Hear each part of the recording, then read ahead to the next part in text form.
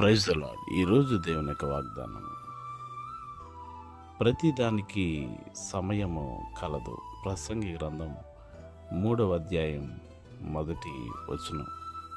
మనం ఏదైనా ఒక కార్యాన్ని తలబెట్టినప్పుడు మనము కంగారు పడుతూ ఉంటాం. కానీ దేవుడు ప్రతిదానికి ఒక సమయాన్ని అంటూ కూడా ఉంచారు. పుట్టుటకైనా, మరణించుటకైనా, సంతోషించుటకైనా, దుఃఖించుటకైనా, రాళ్ళు పారవేయుటకైనా, తిరిగి ఏరుటకైనా, ప్రతిదానికి ఒక సమయం.